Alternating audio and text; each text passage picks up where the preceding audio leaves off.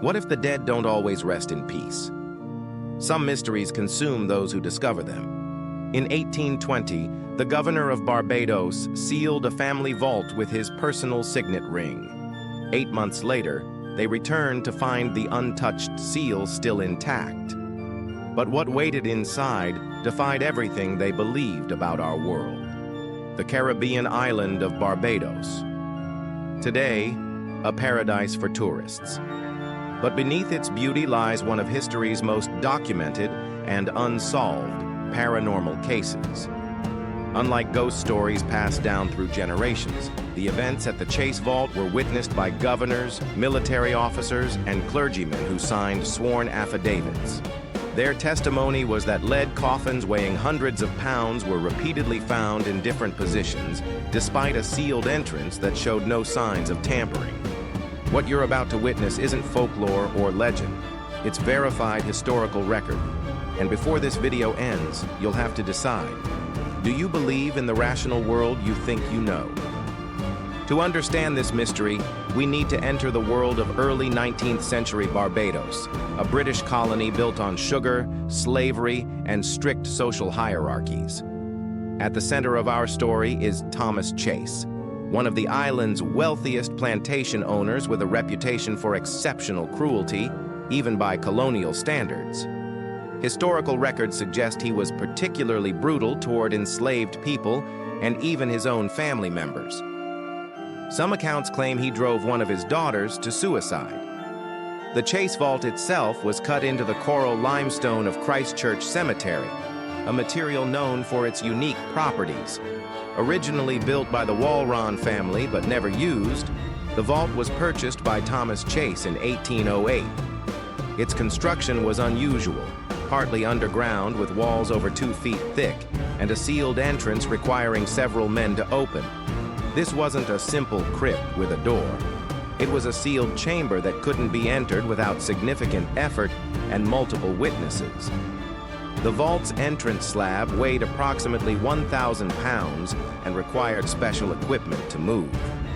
The first burial came in February 1808, the tiny coffin of Mary Maria Chase, Thomas's infant daughter. For 4 years, the dead rested in peace. Then, in July 1812, tragedy struck again. Dorcas Chase, Thomas's 14-year-old daughter, died under circumstances many considered suspicious. Island gossip suggested she had taken her own life, unable to bear her father's mistreatment any longer. When workers unsealed the vault for Dorcas's interment, all appeared normal. Mary's small coffin lay exactly where it had been placed 4 years earlier. Just 1 month later, in August 1812, Thomas Chase himself was dead. Some said by his own hand. His coffin was exceptional, made of lead so thick it required 8 pallbearers to carry its crushing weight. But when they opened the vault, impossible chaos greeted them. Both previous coffins had been violently displaced, despite no signs of entry, flooding, or disturbance. The mystery had begun. By 1819, after several more instances of inexplicable movement, the phenomenon had caught the attention of the highest authority on the island, Lord Combermere, Governor of Barbados. Unlike many supernatural tales, what makes the Chase Vault extraordinary is the caliber of its investigators and their meticulous documentation. In January 1820, following the burial of Thomas's nephew, Thomasina Clark, Lord Combermere launched what might be history's first official paranormal investigation. They examined every inch of the structure for hidden entrances, mechanical devices, or natural explanations. The governor personally supervised as each coffin's position was meticulously recorded. Then came the crucial test. Fine sand was scattered across the floor. Any human intrusion would leave undeniable evidence. The entrance was sealed with multiple wax seals pressed by the governor's signet ring and those of several officials. Breaking such seals without detection would be impossible. For 8 months, the vault remained undisturbed. On April 18, 1820, Governor Combermere returned with an even larger group of witnesses, including military officers and clergy. The seals were examined and confirmed intact. No human had entered. As the heavy door was pulled open, a scene of impossible chaos met their eyes. Every coffin except the infant's had been violently displaced. Thomas Chase's massive lead coffin, which had required 8 men to carry, now stood upright against the far wall. What they witnessed defied rational explanation. The coffins appeared thrown about by some tremendous force. Yet, the sand remained perfectly undisturbed except directly beneath the moved coffins. No footprints, no tool marks, no signs of water or wind. Consider the physical impossibility. Lead coffins weighing hundreds of pounds moved in complete silence, without human contact, inside a sealed stone chamber. The official report, signed by over 20 witnesses including military officers, clergy, and civil authorities, documented something that should not be possible.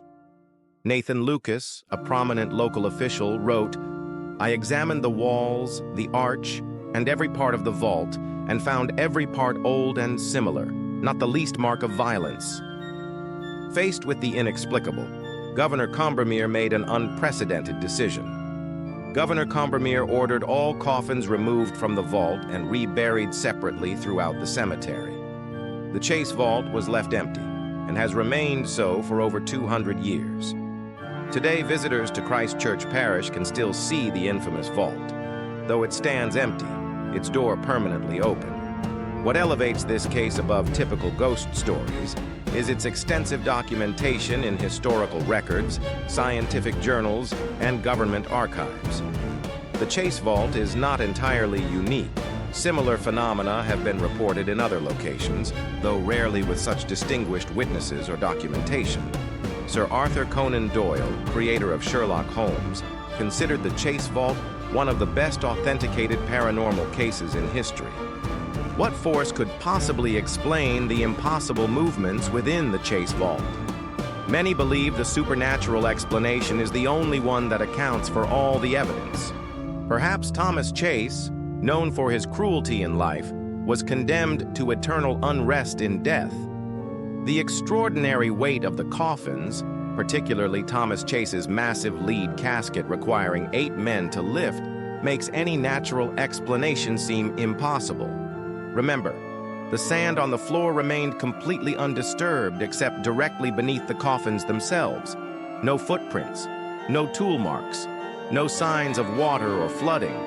Whatever moved these coffins acted with tremendous force. One coffin was thrown against the stairs with such violence that it gouged the stone wall, yet produced no sound that nearby residents could hear.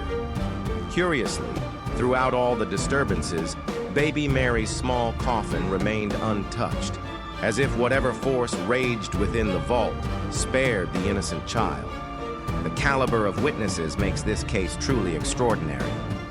These weren't superstitious peasants, but educated men of science, military discipline, and religious authority, all willing to stake their reputations on what they documented.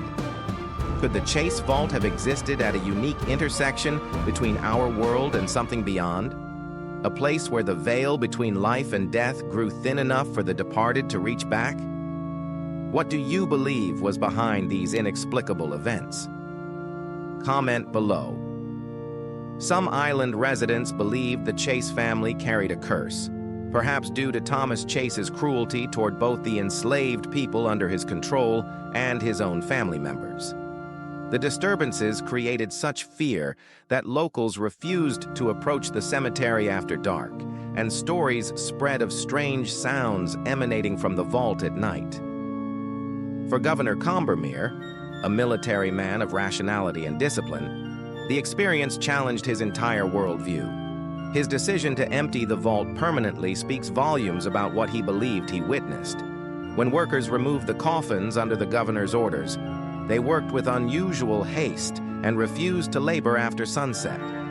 The vault was left empty, and the door propped permanently open, as if to prevent whatever dwelled inside from being trapped there again. Today, the vault remains a destination for those fascinated by the paranormal.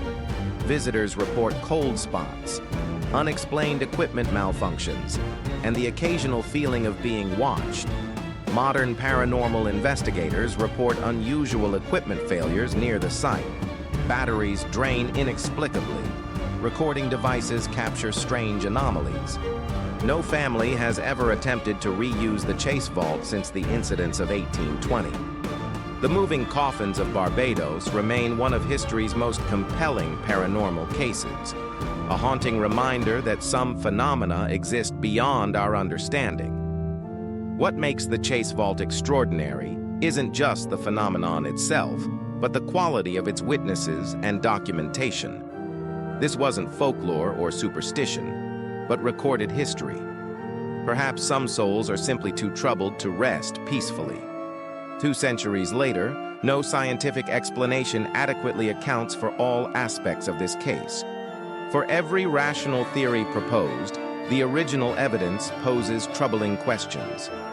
How could coffins weighing hundreds of pounds move without disturbing the sand around them? How could they be rearranged in a sealed chamber that multiple officials had personally inspected? The Moving Coffins of Barbados suggest a humbling truth, that perhaps death isn't the end, but merely a transition to something we have yet to fully understand. If you enjoyed this deep dive into historical mystery, make sure to subscribe for more meticulously researched explorations of history's most perplexing events. See you next time.